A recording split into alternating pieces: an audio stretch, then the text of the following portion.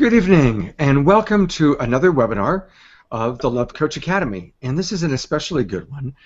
They're all good. They're all wonderful, let's be honest. We've been getting great feedback. But what makes this one very special is I get to introduce to all of you who are with us a wonderful friend and a colleague and someone I am learning so much from, our special guest, Jonathan Robinson. Welcome, Jonathan. Hey there, Scott. Good to be with you. It's good to have you here. Also, it's a little bit unique for me because Emily is not by my side. She's down in the Bay Area. I'm at home. But we're blessed to have beloved Emily with us. Thanks for joining us. Yay. Thanks for including me. I'm really happy to be here. And really happy to learn from Jonathan. He's a true pioneer in the field of relationship and has written over 10 books and is on the New York bestseller top list. And he's just a wealth of information and wisdom. And so I feel truly honored to be a part of this and to learn from him and to spread these tools out into the world and be a part of this. Yeah. And we're going to make this a very, hopefully for all of you who are watching and listening, we're going to really go deep into some practices of how to really stop the pain. You know, let's be honest. For most of us, our greatest joy comes in relationship when relationship is working, but often our greatest pain is when our relationships are not working. And that's all relationships, not just romantic relationships, family relationships, relationships with friends, roommates, people that we work with.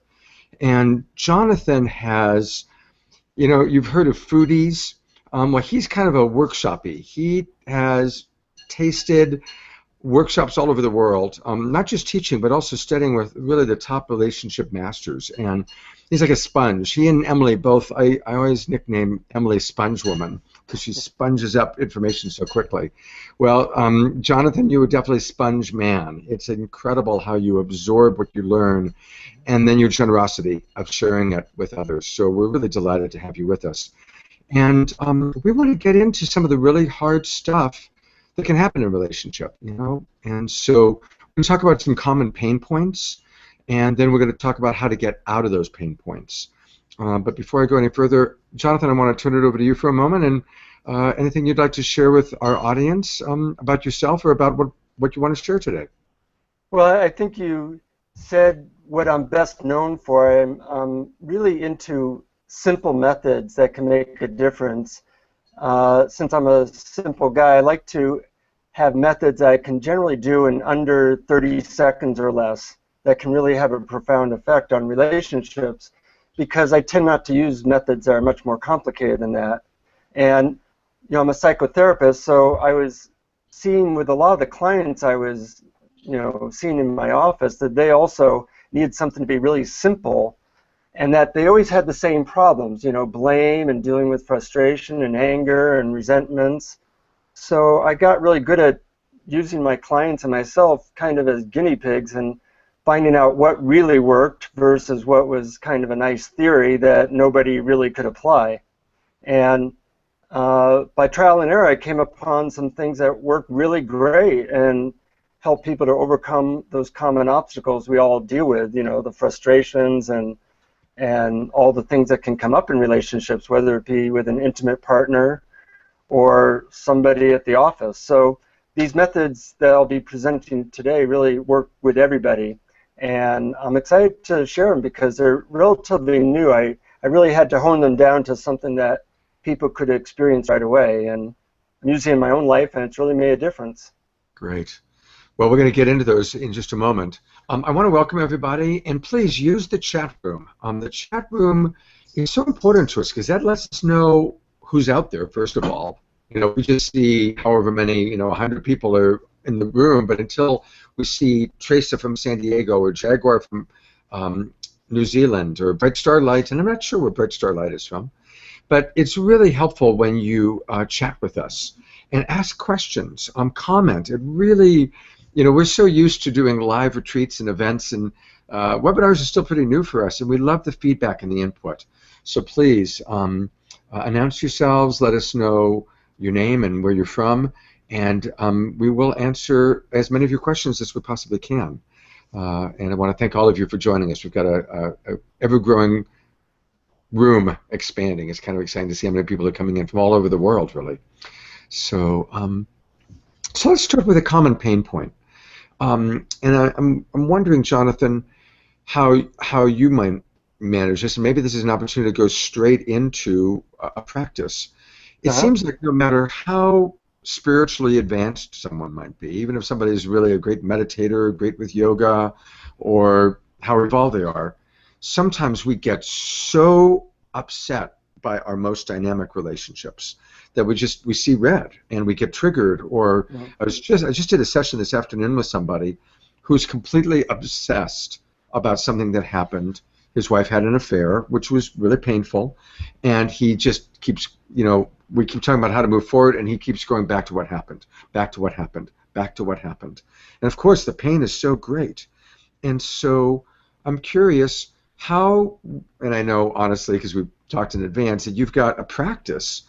Can you talk a little bit about how do we manage those deep pains, those really big triggers, and take us into a practice? Sure. Well, let me give, a context first.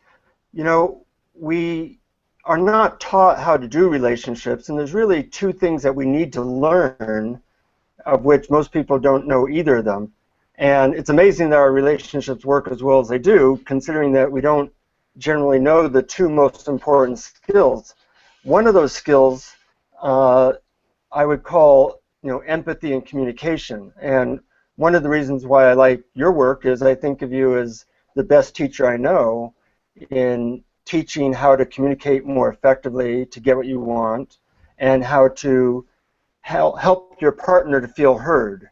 And those are incredibly important if you want to have any relationship that really is loving or peaceful in any way, and that's why I like your work so much. But that's really only half the picture. The other half of the picture is how do you let go of uncomfortable emotions or beliefs or obstacles that interfere with more intimacy and love. That's a subject that if you ask the average person how do you do that, their answer would probably take about 5 seconds because they don't really know. That's not something that's talked about. Whereas, I've really studied that. What has allowed me, when my wife does something that upsets me, what helps me to let go of that? Or think of all the other relationships we have where there's resentments or anger or frustration, that every time you see that person, that's like the first thing that comes up. And the fact that we don't have a way of letting that go means that that's always there and we never get beyond it. So it's kind of like, if you ate and didn't have a way to go to the toilet, after a while, the crap would start piling up. And that's a position a lot of people are in with their family or with their intimate relationships, and it's not pretty. So I kind of experimented with what helps people to let go of that stuff very effectively. And what you really want to do is be able to let go of that stuff as it's happening. Yes. Kind of like what happens with a baby. A baby gets upset, it cries or shouts, or a toddler cries and shouts, and 30 seconds later they're smiling and happy. With an adult, they get upset, and they might be upset for an hour, a day, a week, a month. Some people just hang on to that forever. Yeah. And that's a big difference. So, the difference is that most adults don't know how to let go of that stuff, and it's really a skill that when you are able to do that, the moment uncomfortable emotions come up, you know how to let them go, and you're back to a place of love and peace. And I think of it as the most important skill a human being could learn, because difficult stuff and is not going to disappear from the earth. If you're dealing with people, there's going to be frustration, anger, miscommunications, people wanting different things. If you don't know how to let that go, you're really in for not having a lot of love and intimacy in your life. You're absolutely right. One of the things I really appreciate so much about Emily, that I have learned so much from her, when you were talking about a baby kind of screams and cries and moves it through, Well, I don't experience Emily screaming and crying very often, but I do experience how she has learned how to move energy through her body really, really quickly. And honestly, I'll be real, I'm 59 years old. I've had a lot of relationships. I had a wonderful marriage to my wife who passed away, but I've never met a woman who can move stuff so quickly, who doesn't take things personally. When something comes up, she moves it. And Emily, I'd just love you to talk about that for a moment, how you do that. You know, thank you so much, Scott. I'm reminded that what we teach is we're 100% responsible for our thoughts, feelings, and needs. So when we really take ownership that we are really the most powerful person in our life, when we have uncomfortable feelings, instead of pointing the finger outwards, it's like, no, these are my feelings, and it's my responsibility to be able to learn how to care for these parts of myself and to be able to let go of attachment, let go of the feelings, not stuff them, not avoid them, but be able to just be present to what's coming through, even acknowledging what's coming through and giving it voice or naming it. Feeling the sensations in our body has been a big, huge practice for me. And being able to shake or release, sing, jog, I mean, they're all different ways where we can get in touch with releasing energy from things that arise, especially when we get triggered. Yeah, I've noticed, Emily, that you are particularly good at that, and that you've explored that area, what really helps you. And I think, you know, in a little bit, I'm going to lead people in a 5-minute guided meditation where they can release old resentments or hurts or whatever. But what you said is really key, that it's going to be a little bit different for different people. You know, you are very good at making sounds. You know, you have an excellent voice. So I've seen you sometimes go from upset to completely blissed out, you know, stressed out to blissed out in like 60 seconds just by making certain sounds. Right. And but that won't be everybody's way of doing it. I tend to yawn a lot when I'm letting go of stuff. And some people, they shake, or some people, they have to stretch or move in different ways. And so it's a little bit of an exploration. When I guide people in this release process, I give them some room so that they can try out what works for them. You know, babies will often yawn or shake or tantrum sometimes. Well, you can't always tantrum if you're an adult, but you can find some kind of like release valve that lets all the uncomfortable feelings leave your body so that you can get back to a place of peace and love relatively quickly. I have one thing I just added that a lot of people, what I think stops them from being able to do that is the shame piece. Is like, oh my God, what's wrong with me? Like, how do I don't know what to do with this feeling. And also the shame of like, wow, if I moved energy, what will the other person think of me? Will they think something's wrong with me or judge me? And I just think there's this shame piece that really keeps us also from being able to express and emote and let things go. That's especially true. That's huge. And I just want to talk for a moment about how it is as a man. You know, I think often in my workshops I'll ask how many men have a memory of seeing either yourself or another boy shamed for crying on the playground. And almost everybody raises their hand. Almost all of us as men, we got hit by the ball and we cried for the very last time because all the other boys called us names, or we watched some other poor kid get hit by the ball and cry and watched him get shamed. And you make a holy vow, I will never cry again. Crying is for sissies or for wimps or for girls, or even worse, more derogatory terms.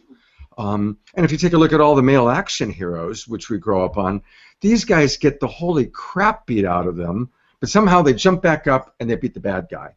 And so it's just drilled into this idea that to be a man is to be tough and not to show your emotions. And it's a whole unwinding that emotions are a huge part of us. You know, I just recently learned that human beings, the human species, we communicated and learned by feeling our body's emotions for a really long time before verbal communication came into play. Verbal communication for the human species is actually relatively new, and a relatively new way of learning and conveying what's going on. We used to experience through our bodies and through really being highly sensitive, and that's how we stayed alive, and that's how we knew what was going on. So learning to listen to our body, including when our body is angry or sad, and learning how to move it through is a great kind of teaching of going back to how we naturally were meant to be. And how Jonathan. toddlers are already. Mm-hmm.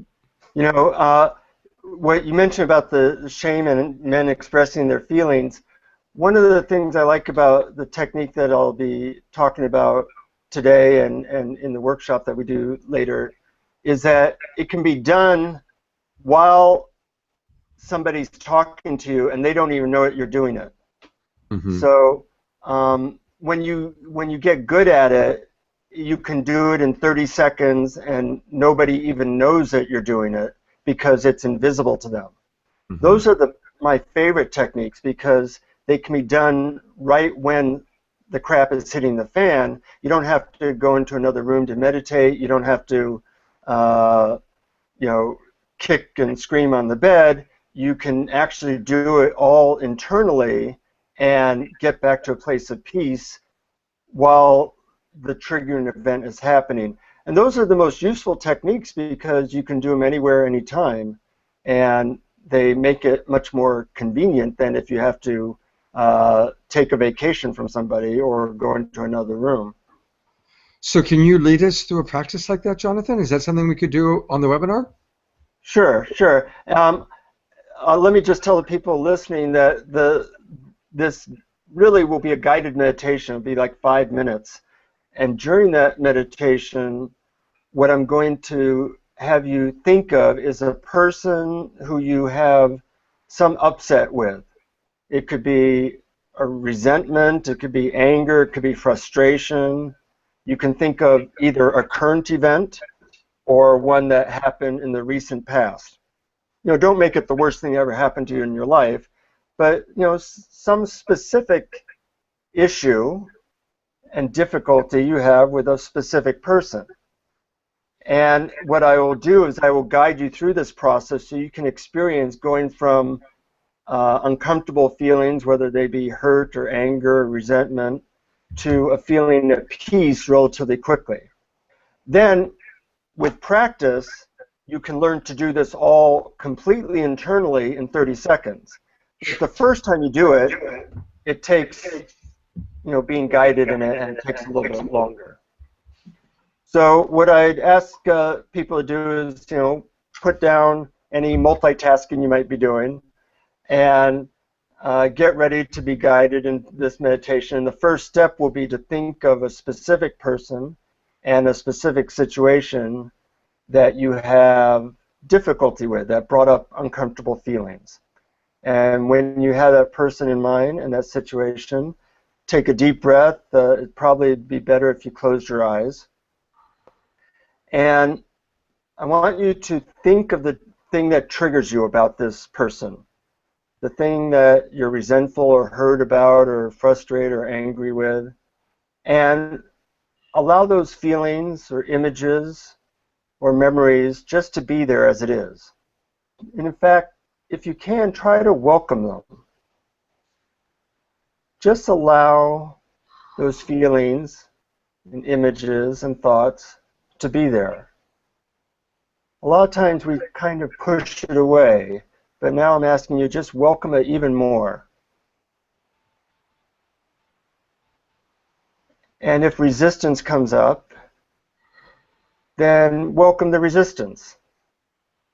And just feel those feelings fully in your body, allowing them to be there just as they are, whatever or however uncomfortable they are. And if you want to have a feeling that you want to change it, welcome the feeling that you want to change it.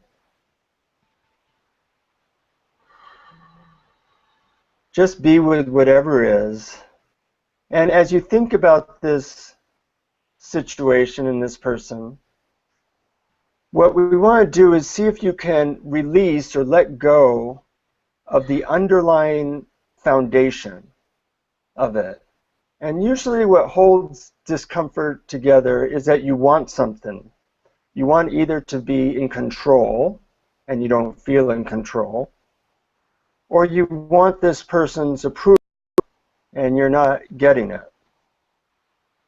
So ask yourself, what are you wanting in this situation? Are you wanting more of a sense of control, or are you wanting maybe more of a sense of their approval and not getting it? And whichever one it is, ask yourself, could you let go, just for now, of needing that control or approval? Just for this minute. Could you let go of grasping for that, just for now? And could you let go even more of needing it just for this moment? And you may notice that as you try to let go, that it might help for you to either yawn or to let your jaw relax, or maybe to make a sound that helps open you up to the feeling of peace in your body. Or maybe you want to stretch or just kind of move, or even sometimes people like to shake their limbs like they're flicking off the emotions into the ground. So feel free to do that, where you're getting this energy out of you. You're just letting it go. You're letting go of needing control or needing approval with this person or this situation. Imagine like there's a window in your chest area or stomach area where this energy just leaves you, dissipates as you yawn or stretch or move in whatever way helps to open up that spaciousness in your body. And in fact, feel your body and try to feel these spaciousness or peace that is behind any uncomfortable feelings that were there. Mm. See if you can feel the moment-to-moment flow of moving energy and breath in your body as you let go of the past and feel this moment more fully. And then see if you can even feel a sense of appreciation for someone or something in your life. Even you, appreciating how you're here aiming to learn more tools that will help you. How wonderful the thing that is that you are trying to grow and learn in ways that are going to help all your relationships. Or maybe you have an appreciation for a friend that you can feel in your heart. And just allow that feeling of self-approval and appreciation to be there. Drink that in and savor it.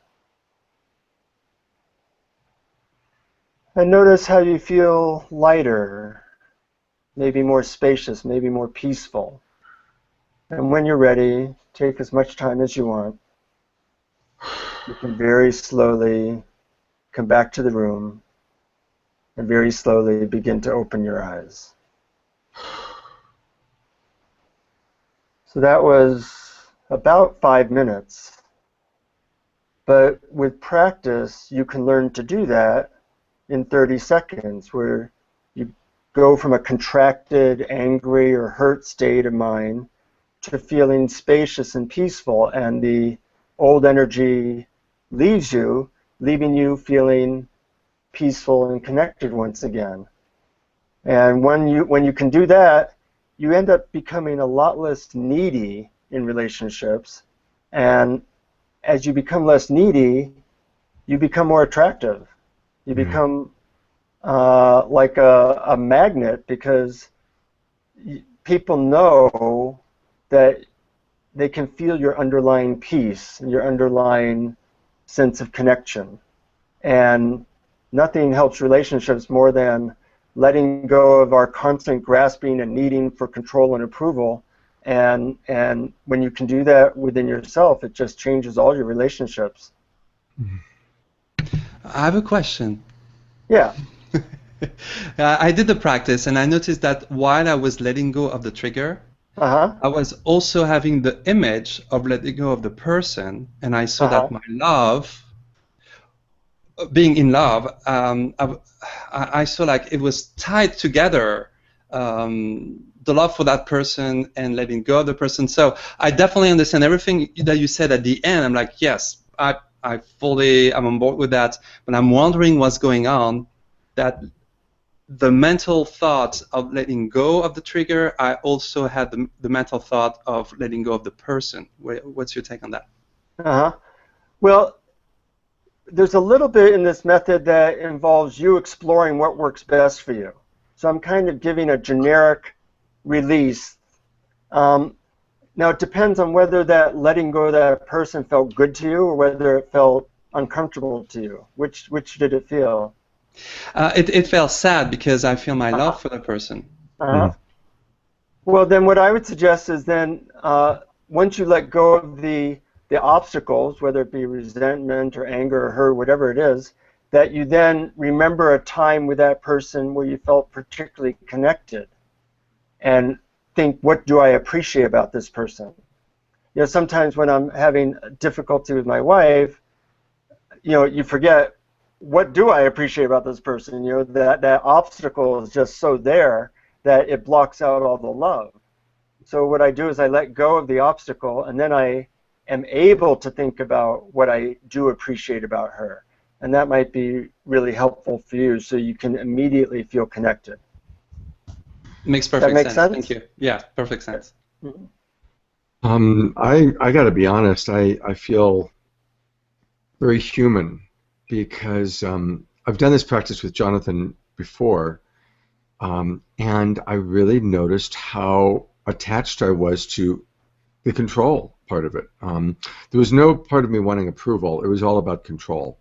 And when you had me, you know, going into my feelings about this person that triggers me, I mean, my stomach started to hurt so much. I mean, I really was feeling the pain, and it's embarrassing because I'm in the business of change and supporting people to change, and I have to own that there was like this attachment to, no, I don't want to give it up, because I really do want to control this situation. I really do want to have control, and my mind was like, no, you know. And meanwhile, the other part was like going, well, you got to do it because you're like leading this webinar, you know, and you're wanting to learn how to do this stuff. But I got to be honest, there was a very strong voice that was like, no, you know, we're not going to let go of control here. Right. And so I felt a little bit of peace at the end, but to be really honest, what I got out of it was the awareness of how attached I am to trying to control, you know. Yeah. Well, I'm glad you bring that up, Scott, because it's very control. You know, our desire for control and approval is so deep in us that it's like it has its hooks in us. So what can help is when you're letting go of control or letting go of approval, that you're only letting go of it for a minute. It happens to be this minute. So you're not letting go of controlling anything in this person or letting go of approval for all time. You're letting go of your grasping. You can't want control and have control at the same time, just like you can't stand up and sit down at the same time. When you're wanting something, that's a feeling of lack. So what you have to do is let go of wanting something so you can have a feeling of control in this moment. If you're wanting control, that's a very out of control feeling. Right. So you're just letting go of it for this moment. Now, by coincidence, we only live in this moment. So if you let go of grasping for control in this moment, you have let go, and you can then access the peace behind that right now, and right now is all that matters. So it's a little bit of a trick of the mind that, and like a muscle, where at first it's hard to lift weights, but the more weights you lift, the more you learn to let go of control or the need for approval in this moment. It's like a muscle where it gets stronger, and soon you notice that you're feeling, I must be in control or I must get their approval, and you just let it go in an instant and are back at peace. It's somewhat of a learned skill, but something that can be learned relatively quickly, which is amazing, because once you have that skill, your life changes, because almost all of life that's stressful is due to our constant grasping for things that we can't have, or you know, grasping for things that are hard to get. And when you let go of that, then everything changes. Thank you. Emily, what was your experience? You want to share how you experienced it? And oh, Emily, you're on mute. You need to unmute. There we go. Still can't hear you. While Emily, there we go. Yeah. Can you hear me? Okay, that was weird. I had to take out my headphones. You couldn't hear me with my headphones on, so that was weird. I'm just reminded that this is a practice. And so, you know, it's just the idea that at this moment, can I be able to let it go?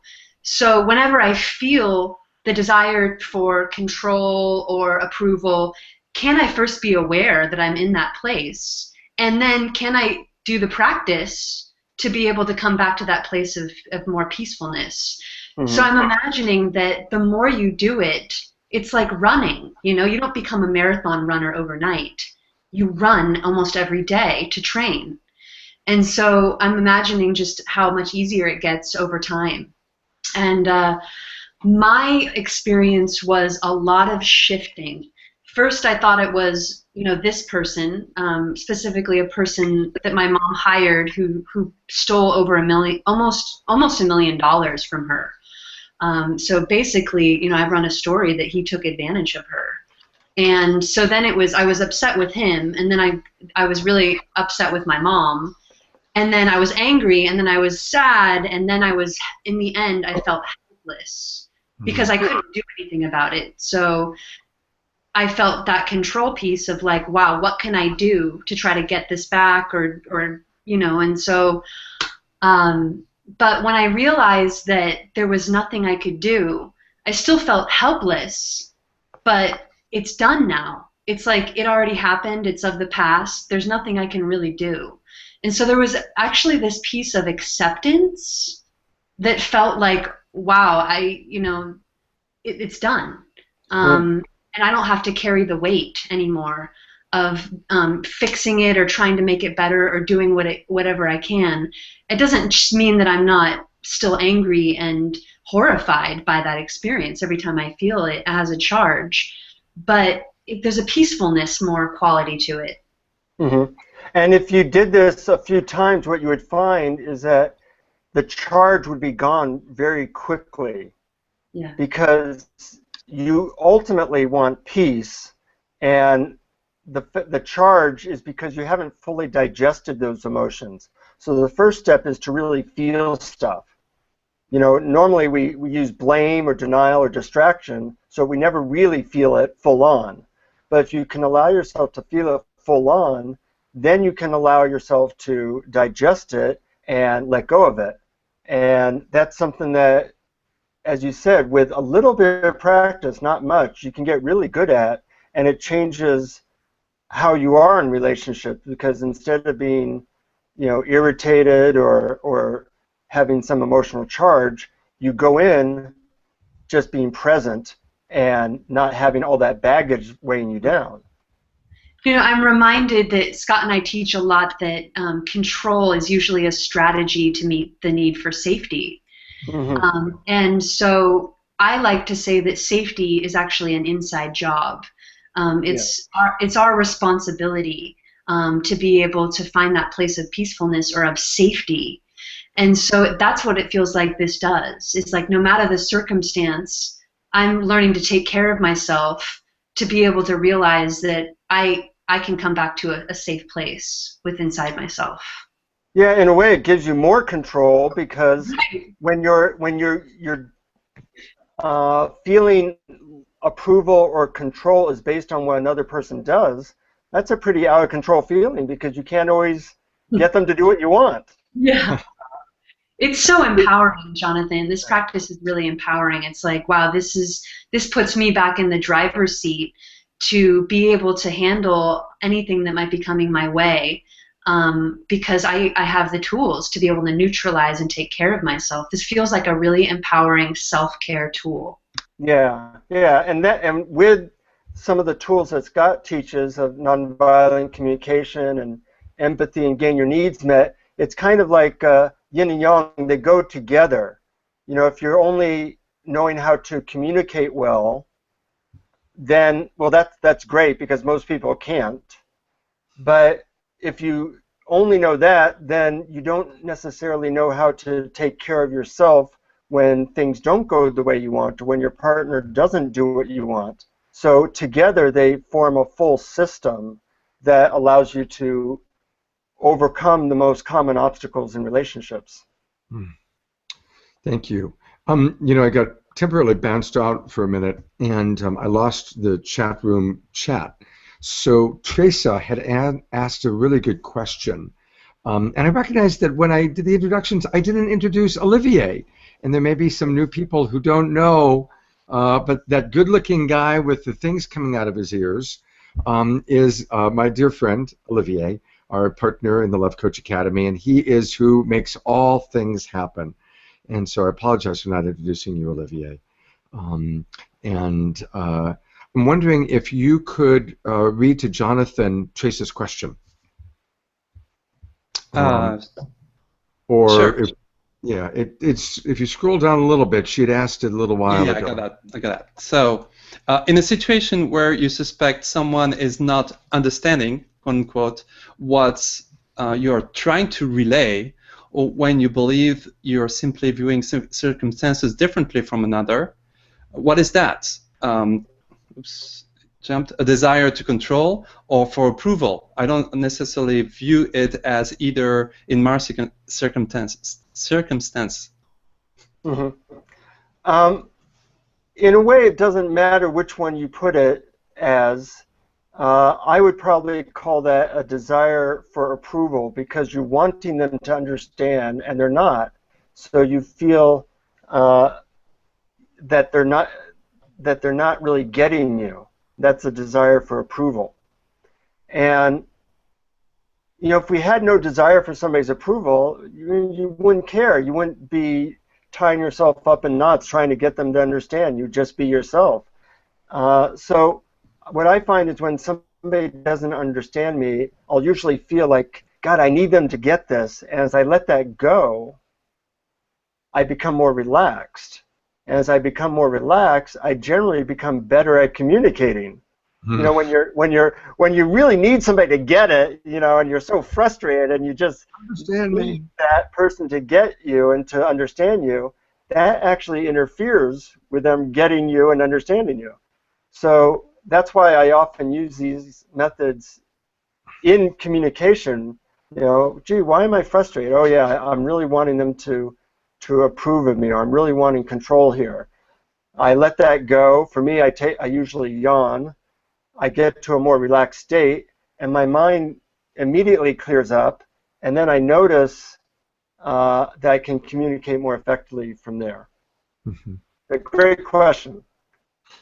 You know, I am noticing that I think that I got a little lost with the approval thing too, and I think you've evolved to where you understand that the need to be understood is connected to approval. Mm-hmm. But I know that for myself, when I hear approval, I'm thinking of an authority figure or kind of putting somebody up on a pedestal, whereas I'm so in the awareness of my coaching with people that almost always we want to be understood. So it might just be in the practice, you know, mentioning, you know, is it control, is it the need for approval, or is it just you're so needing to be understood? because I think that might be something people can more easily relate to. And you're right. If we didn't care about, if there wasn't really the need for approval on some level, we wouldn't need to be understood. But I don't know how many people can make that connection in the middle of the practice. That's a good point. So a lot of the people listening probably are familiar with nonviolent communication. And so Marshall Rosenberg might use the word the need to be understood. Right. I would call that the need for approval. That's what is underlying it. But the important thing is that you find what works for you. No.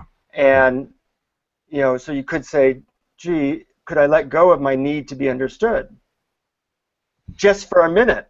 Right. Or that doesn't work for 5 seconds. Could I let go of my need to be understood for 5 seconds? And you know what's interesting? When I go back to the thing I was thinking about, I didn't relate it all to the need for approval. But boy, do I need to be understood. So in my language, in my own mental languaging, when you say that, it's like, oh yeah, hell yeah, I want to be understood, and I'm not going to let go until I'm understood the way I want to be understood. You know, that's in there with my, you know, my egoic. That's in there. So, sometimes it's a totally new concept to people. What is this thing that's driving me? What is this obstacle? Generally, people don't look at their obstacles real clearly. And some people, their need to be understood, their need to be in control is so great that it interferes in every relationship they have. You just feel that push from them, and it doesn't feel good. And there's other obstacles that are very common that we should probably talk about as well, and how to overcome them. Because, both you and I see a lot of people and couples in problems, and there's really only a few problems that are common. And if you know how to deal with those, then your relationships change, because you go, oh, okay, I'm feeling the frustration needing to be understood. Can I let that go just for now? Okay, I did that. Or, another common problem people have is when they have a problem, they don't get help. And sometimes these wounds fester for years, and by the time they see a counselor or a coach, it's become, they need like brain surgery. Mm-hmm. So one of the things I tell people is you don't go to the doctor when you're dying. You go to the doctor when you first don't feel good, and hopefully they make you better so that you don't have to have surgery. Well, I realized that one of the things we promised in our promotion was that we were going to share the 5 common mistakes that couples make, or that often make, and solutions. And we actually kind of went into this practice, which was the solution to, the problem that I posed. What happens when you're just so triggered and you're just so upset? But let's get into a couple of the other things. What are some common problems that you see, pain points or issues that come up for couples, and what's a solution you'd like to share, Jonathan? And then I'll maybe do one after you do one. Sounds good. Well, as I said, I mentioned one of them, that it's better to get help from somebody that you trust when the problem is relatively small. When we go to doctors, we go because we have the flu, not because we have stage 4 cancer. Mm-hmm. So it should really be the same, and that if you do that, you can save yourself a lot of pain. But another thing is that I tell people to schedule quality time with their partner, and if possible, to do that on a ritualized basis, meaning that you do it once a week, or you go away for 2 days a month. Everybody's so busy nowadays that if you are not scheduling that time, you probably are failing to create really special moments. And special moments are like the glue of good relationships, whether it be with a friend or with a lover. And people tend to do what they schedule. So when they schedule 50 hours of work a week, they actually do it, even if it's not a good idea. So I put on my calendar, special times and events I can do with my closest friends and my wife. That way I know it will get done, because I tend to do whatever is in my calendar. Something I want to add to that, I agree. A quality date, especially in romantic partnership, at least 1 and ideally 2 a week is really important. And so many couples that I work with, especially once kids arrive, there's so focused between the kids and job, and quality time together just goes out the window. And next thing you know, they're fighting with each other because they're not getting love. They're not getting the qualities that nourished the relationship. You know, how did those babies show up? They made love. Then they have the babies show up and they stop making love. So kind of along those lines, something that I learned for years, I've always been promoting at least one date night a week, ideally 2. And then I learned, make it at least one date afternoon. Because so often, couples that do their date night, they schedule the date night, but by the time they put the kids to bed, or by the time the babysitter comes over and they go out to dinner, they come home and they're exhausted. And they just want to chill out at night. They don't have the quality. And there's 2 primary things that you want to have happen in quality romantic time with each other. You want to have quality communication, and you want to have quality physical touch. Doesn't necessarily have to be sex, but at least massage, cuddling, holding. And when people are exhausted, usually one or both don't have the energy for quality communication, and one or both don't have the energy for quality touch. So I've learned that do at least one of your dates, ideally in the afternoon, Saturday afternoon or Sunday afternoon if you work a regular Monday through Friday job. So there's a little piece I wanted to add to that. Yeah, it's a great piece. I really appreciate it. You know, and another of the common obstacles couples face is that nobody is good at giving empathy. And one of the reasons why I like your work, Scott, so much is that you're the most empathic man I have ever met. And I joke about it because, you know, people are attracted to you just because they feel so understood. And I know, you know, Emily is smiling because, you know, it's like winning the lottery to find a man that empathic. And I tell people, if you want to become a babe magnet, or you want your partner to really love you, learn to give them empathy, because that will be the most attractive thing that you could possibly give. And the other person who I found to be equally empathic to you, I hope you don't feel insulted by this, Scott, but that was Oprah. You know, Oprah. I mean, her history is she, you know, is incredibly poor, overweight, African American, in a place where that was not a good thing. Was put into the mentally retarded class at school, was gang raped twice, and had a stillborn child by the time she was 15. I did not know those parts. This is not exactly the recipe for success. Wow. And 20 years later, she was the most loved person on the planet, and you know, because she pretty much got Barack Obama elected, you could say she's the most powerful person on the planet. And I asked Oprah, what does she attribute her success to? And she said, well, you know, one day I was looking at my life, I saw I had nothing going other than the fact that I care about people. You know, and this is Oprah talking. She said, I'm poor, I'm black, I'm not too bright, I'm overweight, and I'm emotionally and physically abused. And she said, well, the only thing I got going for me is I care about people. So I showed people that I cared about them by, you know, giving them empathy and saying that I understood. And if you watch her, you know, she really listens and she really feels other people's feelings. That one trait allowed her to go from the lowest of the low in America to the most powerful woman who's ever lived in the history of the earth. That's a pretty powerful trait. And I would say that in most relationships, people are starving for empathy. So if you can even become bad at giving empathy, you'll shine. Because most people are so bad at it that even if you're just mediocre, it will be like you'll become like a magnet. Wow. That's a great story. I did not know some of those pieces about Oprah. And the way you describe it, can I share that with other people? Can I kind of snatch that one from you? Can I sponge that one up? That's a great share. And you know, empathy is one of the major things we teach. And I think I'd like to use this as a moment because we're not going to have time to learn empathy in this webinar. We're going to get to Q&A in a few minutes, and we've got a couple other things we wanted to touch on. But you know what I think I'd like to do is share with people in a moment that in the Love Coach Academy, we have this new online membership.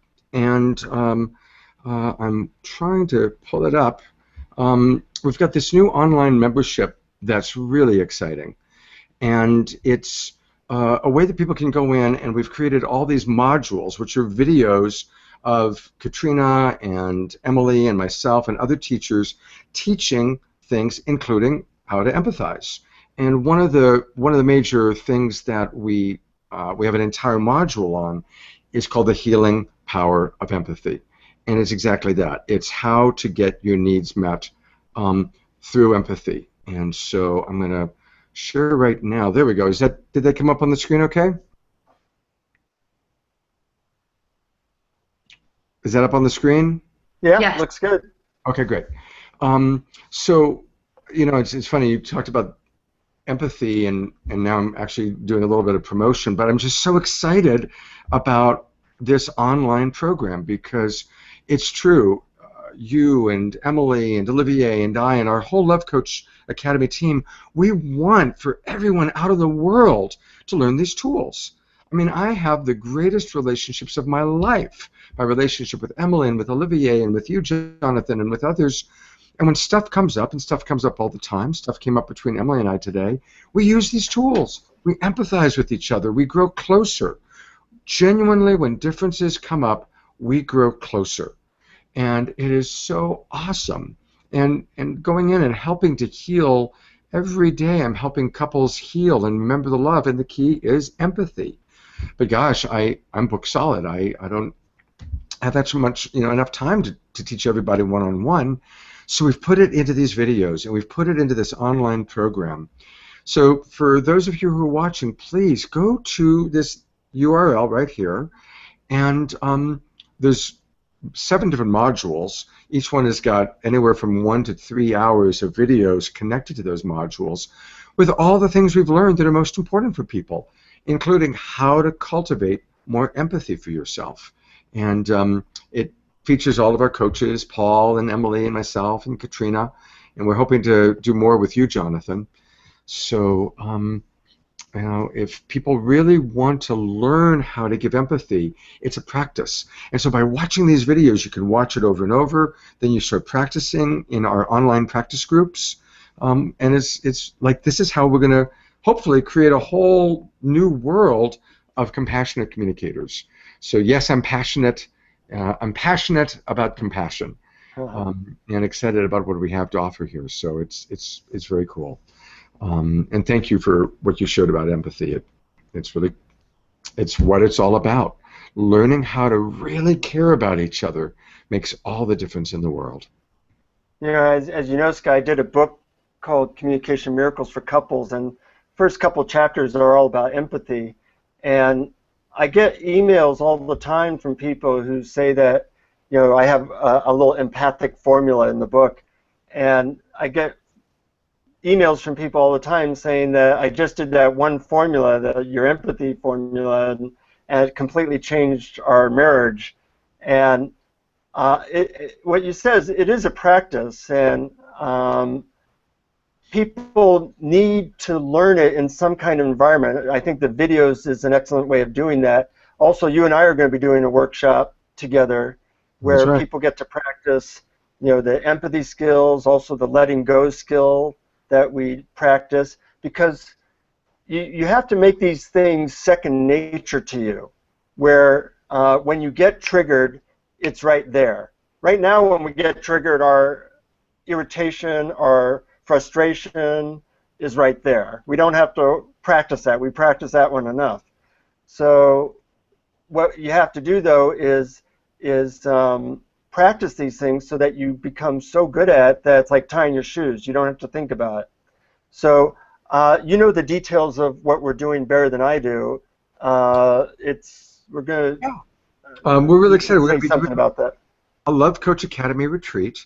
And our retreats, most people who come tell us that it's their favorite days of the entire year. In this particular retreat, we're doing it at our favorite retreat site. It's a beautiful private estate in the hills of Woodside, California, about 30 minutes south of San Francisco Airport. And it's July 17th through the 20th. And our special guest teacher will be Jonathan. And of course, Emily and I will be there with Olivier and Katrina and the whole Love Coach Academy team. We limit to only 40 people. Well, there's a limit of 40 people. And during our retreats, it's immersive. People are actually sleeping there. It's a gorgeous estate, 8 acres, big sun deck, swimming pool, hot tub, sauna, 8 acres of redwood forest. So it's a very beautiful location. And we're going to go really deep into learning these tools, learning how to give and receive empathy, learning more how to let go of our triggers and our pain. And what's wonderful is most of the people who are there, or at least half, are other love coaches, people who are really wanting to learn these tools and they're already out there teaching or sharing them. So it's a very compassionate group of people. But we also have fun. There's going to be Qigong, led by Jonathan, yoga, led by our friend Ray. Emily usually gets people up dancing. We always have sound healing and cuddling and massage, dancing, delicious food. And one of the things that we're talking about doing is it looks like we might on Saturday night as a special event have a woman who cooks gourmet food preparing an aphrodisiac dinner, meaning that it's going to be a series of foods that help us to increase our ability to stimulate the senses. So we're going to really have a very special Saturday night. So for any of you who are interested in attending, we will send out an email tomorrow to all of you. Everybody who registered for this is going to get an email, and it'll have the link for the replay of this webinar, and we'll also put into the email the Facebook event page where you can go. We just created a Facebook event page today, and we haven't even started inviting people. Actually, we're still building the page, but by tomorrow it'll be up and active and live. And so you can go to the Facebook event page and get the information, or you can write to us at info@lovecoachacademy.com. I'll write that down here. For more information, info@lovecoachacademy.com, and we can also send you more information. So thank you for remembering for us to talk about that retreat. It's going to be awesome, and it's very inexpensive. Also, if you register for the retreat, we have an early bird registration where you can save about 20% by registering early. And you're going to want to register early because our retreats always sell out. And there is a limit of 40 people coming. What I love about retreats is that, we talk about these things intellectually and it all sounds good, but when you experience overwhelming love for a person that you came to the retreat with, maybe a partner or a friend or an old friend that you had stuff with, an issue, and it gets cleared out, and what's left is a feeling of total connection and love. That's like the greatest experience a human being can have, and by having in an environment where you really tap into a whole new experience and you see the possibilities, that gets you motivated to use these tools in your life. So you get the practice, you're going to the gym, you're learning to practice these tools, you have an experience there where you get motivated to really then use the tools because you know what's possible. A lot of people, their life is so stressful, they don't ever really get to have that experience of what it's like to be in love with everybody, or what it's like to have some of your frustrations or obstacles out of the way for a while, and that's really a priceless experience. So not just this retreat, but whenever you can go to a Scott retreat or a retreat where you get to experience something beyond what we normally do, that's a precious experience. Thank you. Yeah, I would love to open it up and maybe see what Emily and Olivier have to offer, because since we are talking about the retreats, there's such a beautiful community that comes together, and everybody and everything is welcome. So if you're single, and by the way, about half the people who come to our retreats are single. Some of them leave no longer single. I just want to mention that. There's no guarantee, though. No guarantee. No guarantee. But we also create amazing safety. And so if you're in a hard time in your life, it's an amazing place to be because you've got all these people practicing empathy and living empathy who are going to be right there for you. And Emily is, I'm so grateful for Emily in my life. And she really, our retreats have always been cool, but now that Emily is a co-creator of these retreats, I just so respect the sacred space that she creates. And you know, it's just magic, you know, bringing your angelic love and energy. So, Emily, anything you want to share about our upcoming retreat or the retreats in general? I really want to say that the retreats are not just for when you're in a relationship, but just coming, you know, when we have any kind of challenge and we just want connection, even.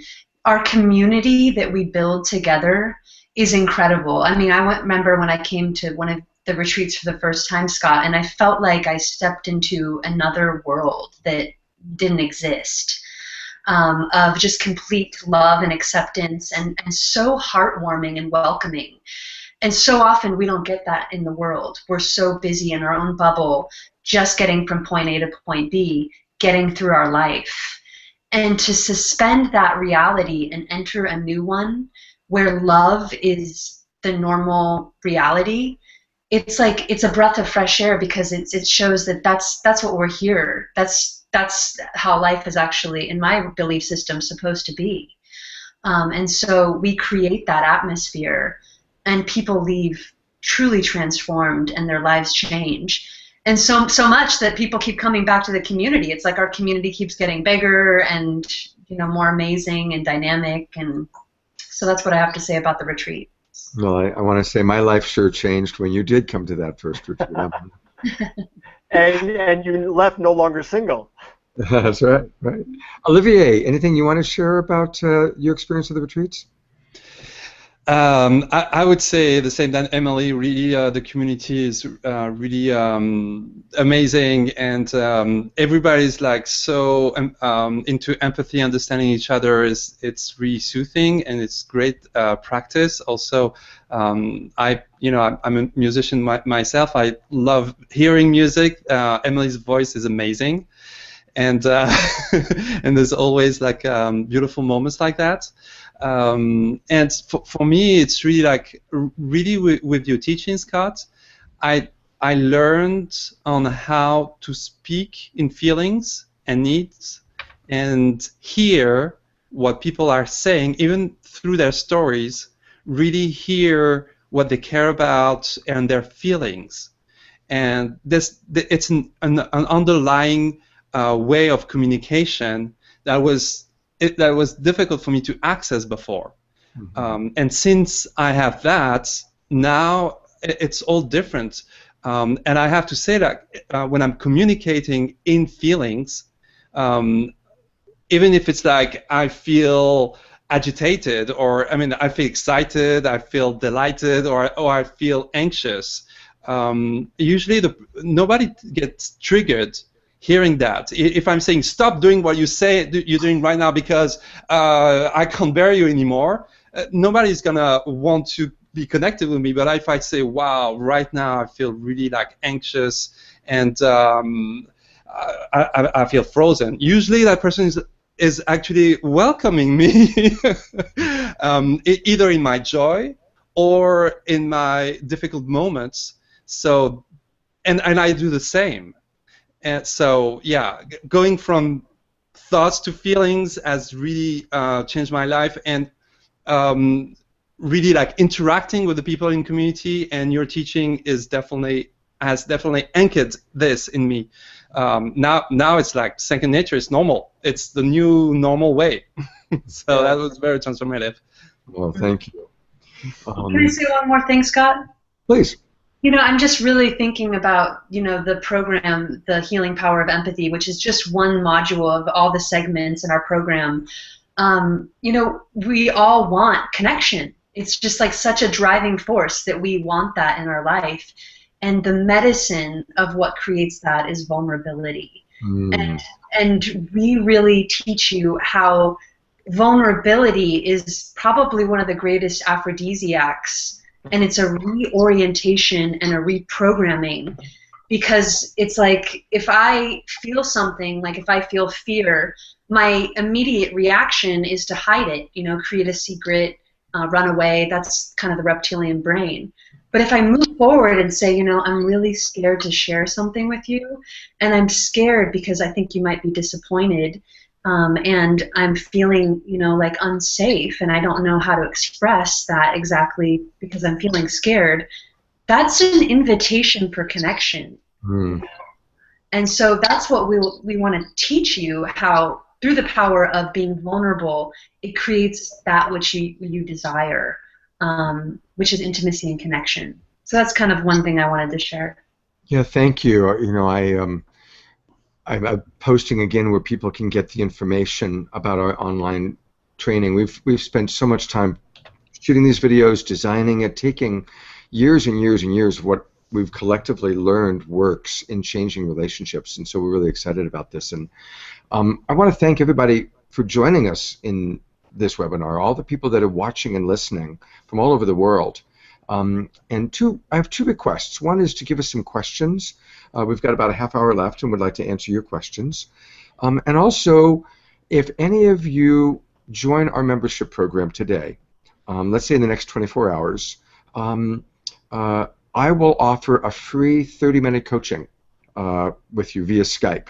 I Skype with clients all over the world, and so wherever you are, we can Skype or use phone if Skype doesn't work for you. And because I really appreciate you taking the time to join us on this webinar. That means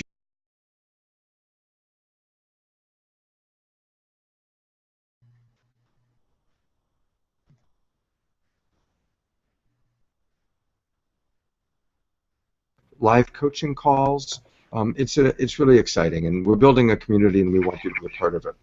So hopefully some of you will decide to join in the next 24 hours, and if you do, just send an email along with when you joined saying, hey, I watched the webinar, and yes, I want to take Scott up on his free 30 minutes of coaching about whatever relationship issue you might have.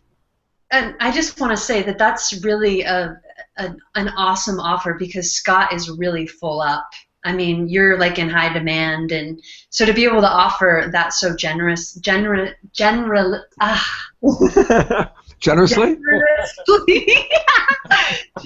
people is a really huge, amazing offer. So I just wanted to put that out there.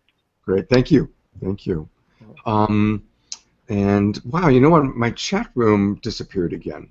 But I remember that November, a woman named November, had asked a question about these tools and how she really wants to find a marriage partner. She's single, and she's not interested in just dating anybody. She's really specifically looking for, oh, here it is. Thank you, Olivier. She writes, I want to find my life partner for marriage. With that in mind, I don't date anyone who I do not sense is inclined to also want marriage. How can I apply what you are saying in this call? I do not feel like giving up my dream of marriage. So, Jonathan, do you want to tackle that first? Yeah, it's an interesting question. Something I've noticed is that, and maybe you've had this experience, Scott, Emily, and Olivier, that sometimes our desire for something gets in the way of having it.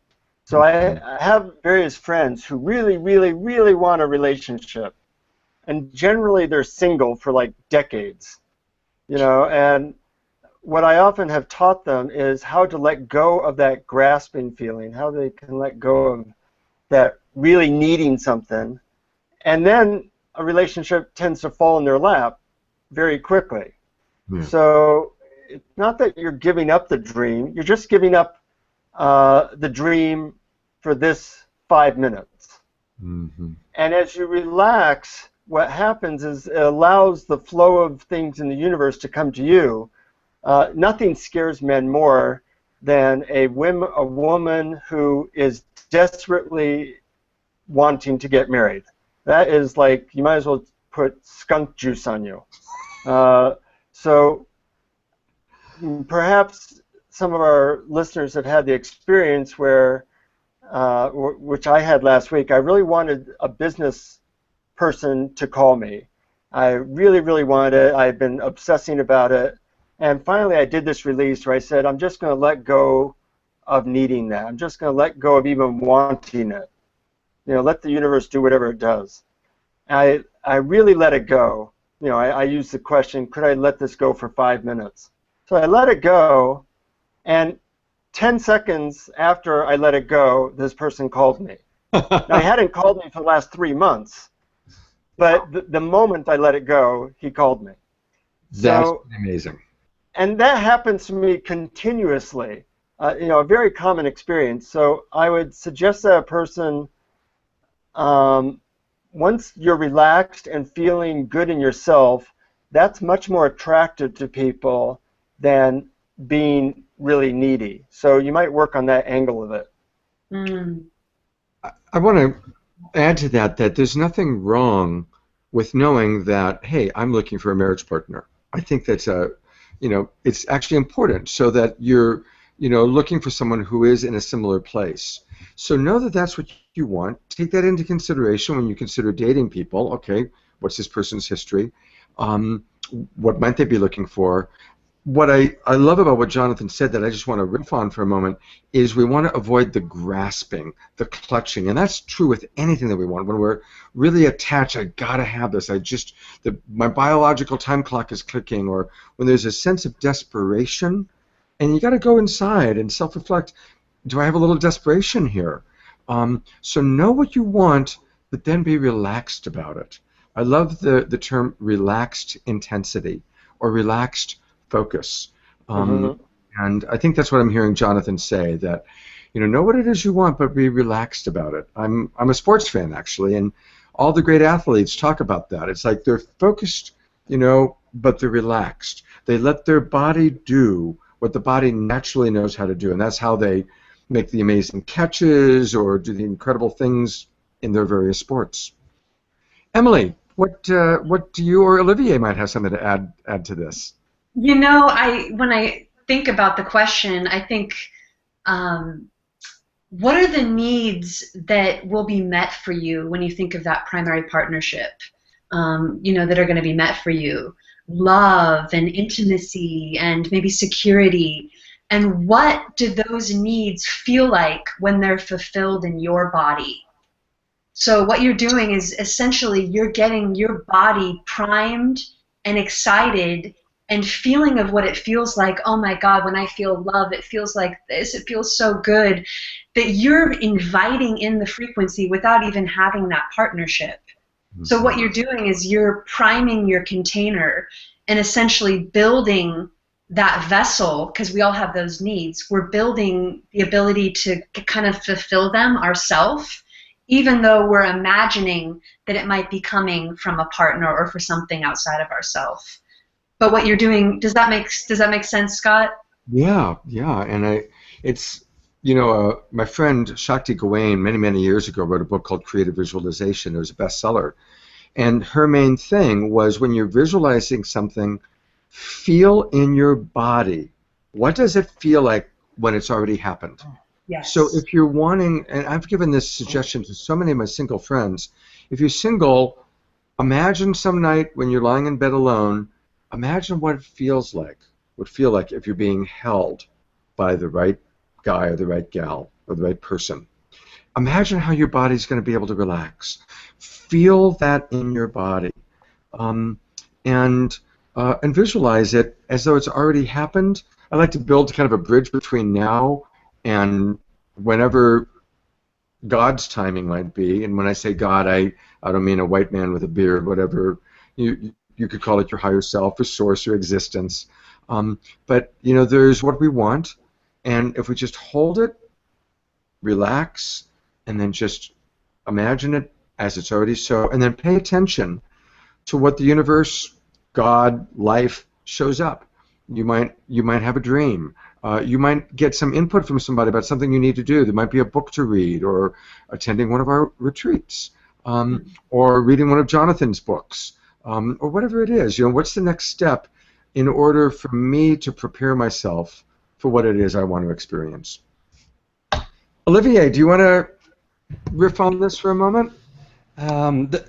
the thought that came for me was, when you talk about emotional intelligence and trying to find people that have emotional intelligence, because I believe that men out there, a lot of men, have the dream of finding their queen, their goddess, and create a family. I mean, it is men have that desire. November. Men out there are ready for this. So it does exist. The only thing is to find kind of the same emotional intelligence that we want. Definitely going to places where that kind of men, maybe men that have that kind of capacity of listening or reflecting back or self-reflection, that we find, at least in Scott's retreats or Jonathan's retreats or personal development retreats. So that's the first thing that came to my mind. The second thing is a story that happened to me. I was, at one point, I fell in love very much with a woman that was very good at the power of attraction, because what you described, Scott, for example, is the power of attraction. Mm-hmm. So she kind of, she was like, now this is what I want.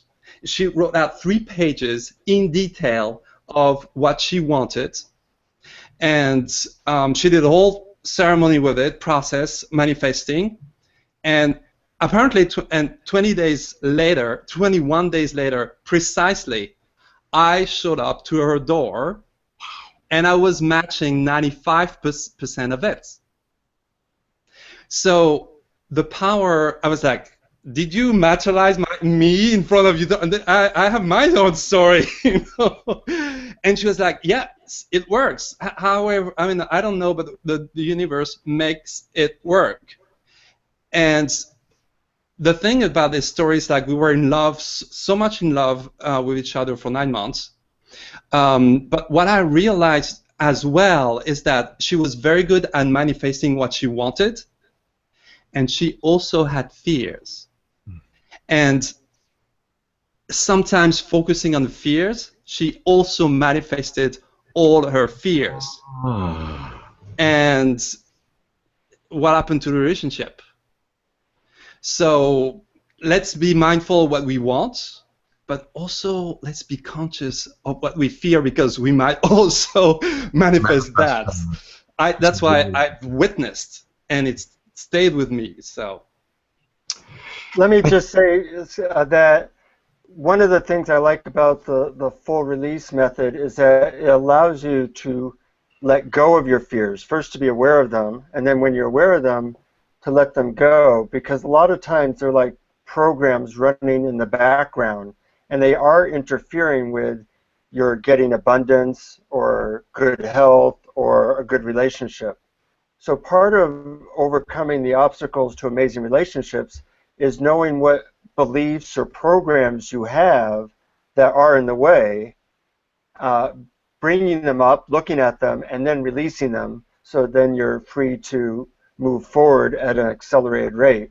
And we didn't do that in terms of the guided meditation tonight, but that's one of the main purposes of it, because unless you have a way of letting go of these obstacles or these fears, they are running in the background, and they are preventing us from getting what we want. I wanted to kind of riff for a moment about emotional intelligence. Olivier brought up emotional intelligence. And by the way, I'm noticing Megan, Casey, and Jaguar all really appreciated the comments. Megan loved the skunk juice comment, by the way.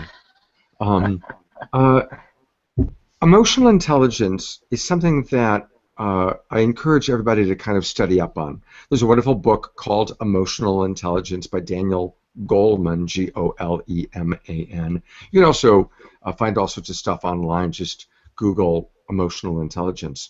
But the bottom line is that learning to cultivate emotional intelligence is critical for having healthy relationships. In fact, I think Emily is holding up the book. Do you have the book right there, Emily? No, I'm just holding up. I was just wanting to get your attention, and and let people know that there's a whole module that's going to really be incredible at teaching people exactly what emotional intelligence is. So I just wanted to remind you, but yeah, I'll let you riff on it a little bit more. Thank you. Yeah, I just put up our page again to remind people. So thank you. You're right, Emily. We have a whole module on how to cultivate emotional intelligence. What is emotional intelligence? The ability to self-reflect, the ability to listen, the ability to empathize, the ability to be mutual, to take care of your needs and be interested in your needs, but to be equally interested in the needs or the desires or the values of the other people you're interacting with. And the thing about emotional intelligence is it's cultivated. It's not like you're born with it or not. Anybody at any time can cultivate greater maturity in this way. And so one of our 7 courses, one of our 7 modules that we have available is all about how to build more emotional intelligence. So again, if you're looking at the screen here, this is the, in blue is the URL where you can get more information about our whole online program, which includes how to cultivate more emotional intelligence. And thank you, Emily, for the reminder for us to mention that. I think we've got time for maybe 1 or 2 more questions.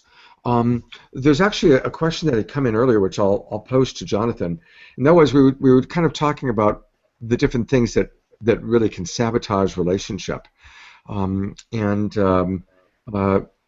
I know that you and I, when we were kind of prepping for this, talked about stopping escalation.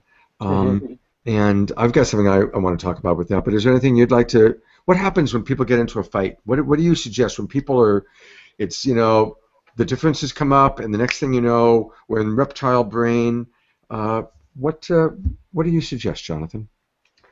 Well, I suggest that people, because their reptile brain comes up and you often lose your communication ability, that you have an agreement that you can just ask to be spooned. Spooning is usually some form of hugging, or man's front to the woman's back, or, you know, it could be, you know, same-sex people as well.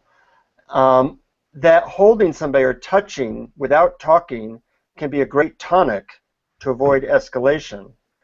And sometimes when you're really upset, you can't come up with the right words.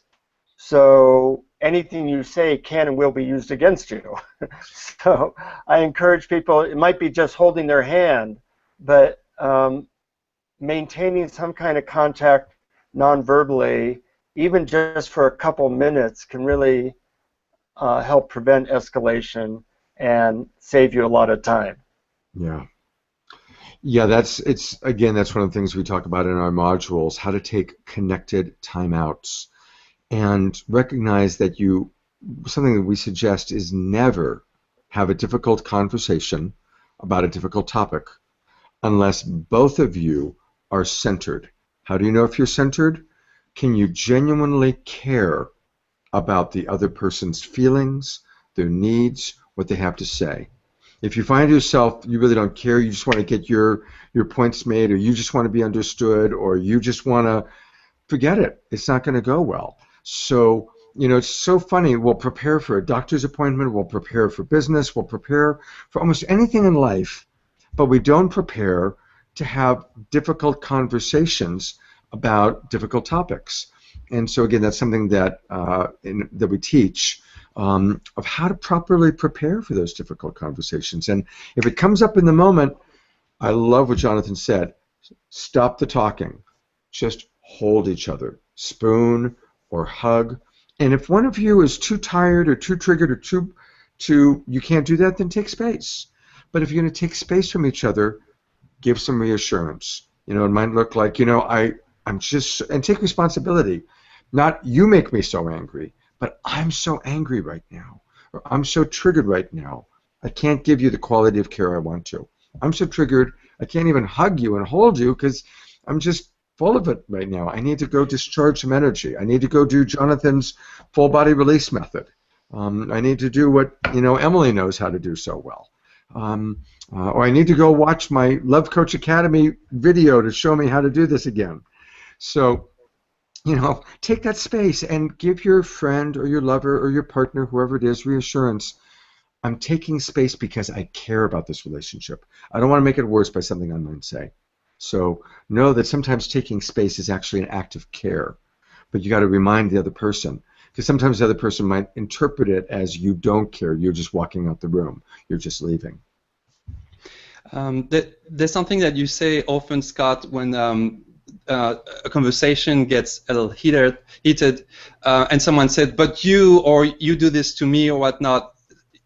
I like the way I learned with you a way to say, let's not point fingers, or let's not blame each other. So instead of saying stop blaming me, stop pointing finger at me, which is like a shame back, Right. To come back to a we situation where I'm saying that for myself. I want to remember not to go into any blame. I could say I'm trying to remember not to blame you, or I could say, let's remember not to blame each other. That's not something I would like to. I want to do because I really care about you. Can we slow down and try not to blame each other or not to point fingers at each other? So it's inclusive. I like the way you speak with inclusivity. Thank you, Olivier. Anything you want to add, Emily? I think it's just important for people to remember to slow down. I'm really about simplicity. So when we're triggered, what happens is we usually speed up, and we want to explain ourselves. We want to just have that other person really hear us because it's really important, and we start getting more intense. We start speeding up. And really, it's like that. Those are recipes for people to kind of get defensive or to go, or to move away toward connection. So slow down and breathe and see if that you can actually connect in an eye gaze. And really drop in and see if that moment, if you're capable to really remember the love, to really remember the connection. And if you can't breathe and slow down and kind of be in that space, then it's an act of care to create a boundary and take care of yourself separately and come back when the energy gets discharged or the emotional agitations gets discharged. And again, we'll teach you about how to set compassionate boundaries in our program. And most of us don't know about boundaries, but boundaries, it's a reorientation to think about boundaries as an act of care, self-care for ourselves, and really caring about the other through taking care of our needs. And being clear about what we can actually handle and what we can't. Thank you for that. I want to thank Casey for her comment. Casey's new. We haven't met her. She hasn't come to any of our retreats. But thank you, Casey, for your comment. And I'm really glad that you're enjoying the videos that you've watched from our membership, our online membership program. And thank you for the beautiful email that you sent us. Both Emily and I were really touched by it when we read it this morning. We are almost to 7:30, so I think we're going to wrap up. But I want to thank everybody for participating. I really want to thank our special guest, Jonathan Robinson. And a reminder, please come be with Jonathan and Emily and Olivier and I and the whole Love Coach Academy team July 17th to the 20th at our immersive retreat at a gorgeous estate in Woodside. Keep an eye out for tomorrow's email. We'll send out an email with details about it and also the link to watch the replay. Please share our webinars and our work with your friends. We're really excited about building this community all around the world. And just a reminder for any of you that do join our online membership program today, let's say in the next 24 hours, I will offer a free 30-minute Skype coaching call with you. Emily and I are leaving for a 3-week tour of Australia and New Zealand, where we'll be teaching. We leave we leave next Wednesday in 6 days. So, but I'll schedule some calls with you for those of you who join. And I want to thank everybody for your time. Thank you for your commitment to better relationship and to self-improvement. There's a lot of ways we can spend our time, and you chose to spend your time listening and learning. So thank you, everybody, and we look forward to connecting with you one way or the other, either at one of our retreats or online through our membership program. We're going to be doing weekly live coaching calls and webinars, so we really appreciate your time. Thank you, everybody, and good night.